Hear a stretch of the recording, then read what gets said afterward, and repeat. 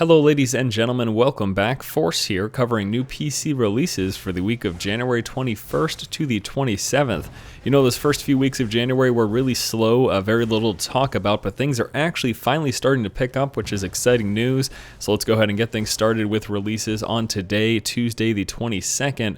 Max Payne 3 is getting a multiplayer DLC pack known as the Deathmatch Made in Heaven pack. This adds 3 new adversarial modes along with a cooperative option in the form of a wave-based survival mode called Dead Man Walking. Besides that, new weapons and items are available for the game. I do have Max Payne 3. I really haven't spent any time on the multiplayer, so for that reason, I myself won't be looking at this, but if you'd like to try it out, it's available for $9.99 today via Steam. Also coming out today is an expansion for The Sims 3, the 70s, 80s, and 90s stuff pack, adding content to the game from those eras. The Sims, not really my thing, so again, I won't be taking a look at this. That is going to be available for those who are interested, though, for $19.99.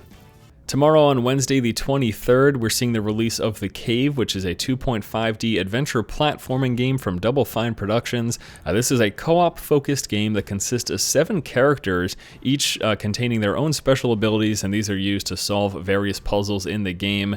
This is going to be released for $14.99. I'm actually really excited about this.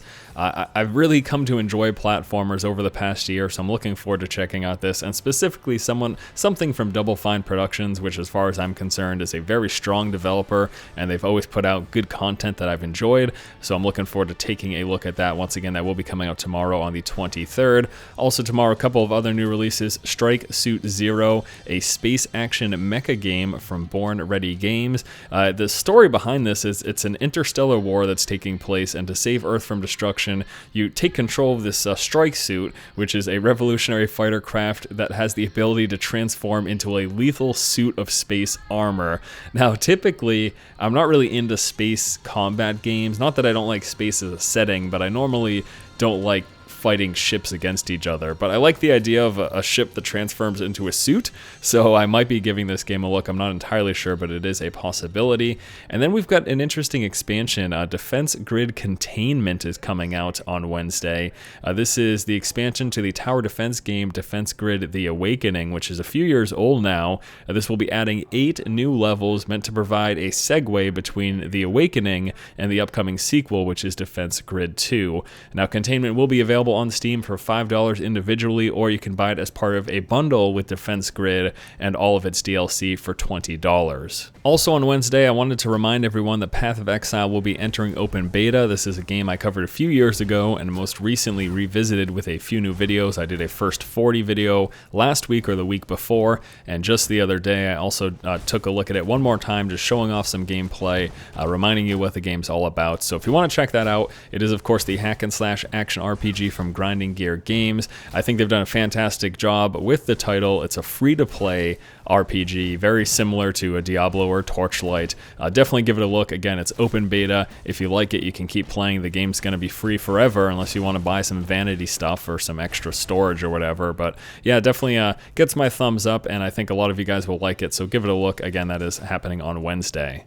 And finally, for new releases this week, we have got the PC port of DMC Devil May Cry, the recent reboot of the Devil May Cry series that originally released last week on the console. The PC version is just coming out this Friday for $49.99. It's said to run at 200 frames per second. That is bonkers. Super excited to see that. I'm definitely, my system could definitely handle that many frames per second. It's just awesome to see games that support that.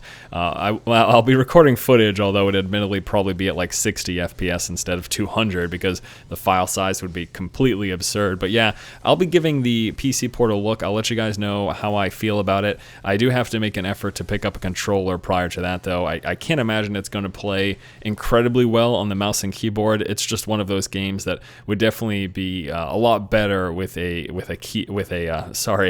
controller controlling. What am I even talking about? But anyways, you know what I'm saying. I'm going to try to pick up a controller so that I can give that game a fair look, because mouse and keyboard probably won't be the best, but once more, that is out on Friday for $49.99.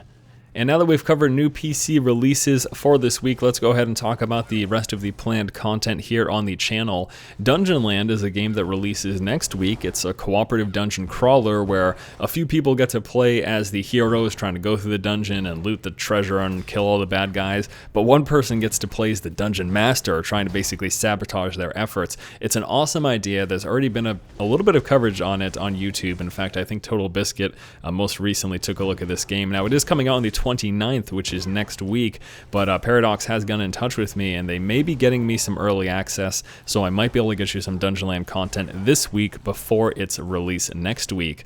There's also been an update to Forge, which is that sort of arena combat game that mixes shooter elements with MMO combat. The recent update added a few new things, adjusted a few new things, so I may be giving that game another look. And then this Friday, we are going to be doing the Elder Scrolls Online podcast, the ESO cast, once again, where myself and Jesse Cox talk about the Elder Scrolls Online, how excited we are for it. And there's actually a lot going on this week. They just opened up the beta signups for the closed beta. There's been a couple new videos and a few new interviews released, so lots of stuff to talk about this week. So the Elder Scrolls Online cast at the end of the week definitely should be an exciting one with all the new stuff going on.